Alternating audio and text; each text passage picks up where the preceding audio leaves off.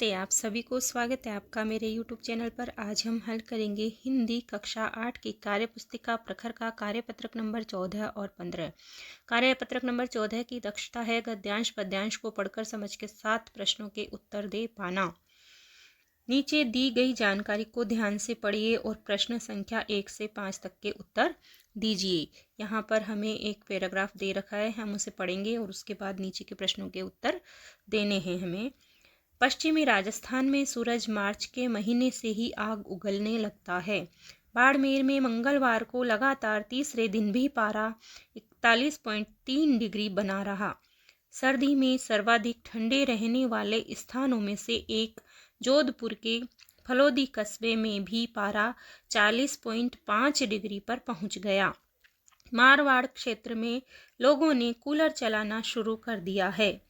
वहीं मौसम वैज्ञानिकों के अनुसार क्षेत्र में अभी कुछ दिनों तक खंड खंड बारिश की संभावना है। इसके बाद प्री मानसून की शुरुआत होगी। तो ये है पैराग्राफ। तो इसके बाद हम प्रश्न करते हैं। नंबर 1, पश्चिमी राजस्थान में कौन सा आग उगलने लगता है? कौन आग उगलने लगता है? तो सूरज आग उगलने लगता है। सूरज पर हम राइट लगाएंगे। प्रश्न नंबर 2 है, उक्त गद्यांश के अनुसार फलोदी कस्बे का पारा है। फलोदी कस्बे का पारा है 40.5 डिग्री, जो अपन ने ऊपर पैराग्राफ में पढ़ा है।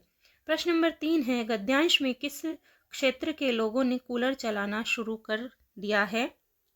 तो इसमें आएगा नंबर 3, मारवाड़। मारवाड़ के लोगों ने कूलर चलाना शुरू किया है।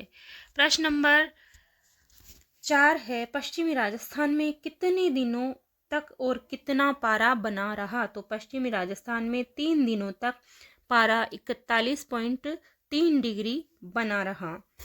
प्रश्न नंबर 5 है, खंड खंड बारिश से आप क्या समझते हैं? तो खंड खंड बारिश का मतलब होता है कि बारिश का रुक रुक कर आना, या एक स्थान पर बारिश हो और उसी के पास दूसरे स्थान पर बारिश ना हो। ऐसी बारिश को खंड खंड बारिश कहा जाता है। तो ये हुआ हमारा कार्यपत्रक नंबर 14 और अब हम करेंगे कार्यपत्रक नंबर 15। कार्यपत्रक नंबर 15 की दक्षता है अपने अनुभवों को अपनी भाषा शैली में लिख पाना।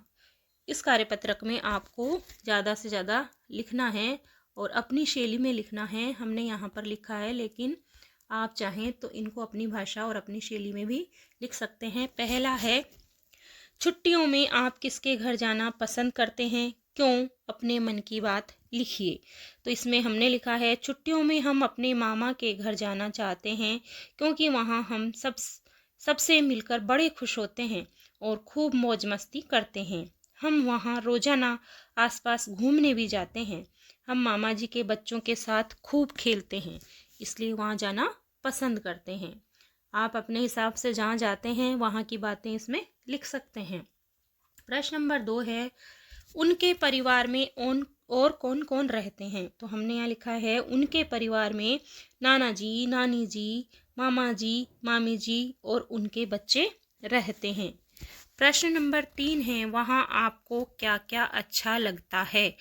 तो यहाँ हमने लिखा है, वहाँ हमको नानी जी की कहानियाँ अच्छी लगती है, नाना जी का बाजार से चीज़ें दिलाना और घुमाना अच्छा लगता है, मामी जी के हाथ का बना स्वादिष्ट भोजन हमें अच्छा लगता है। ये सब बातें हमने हमारी तरफ से लिखी है। आप अपनी तरफ से इसमें और भी लिख सकते हैं अलग से कुछ।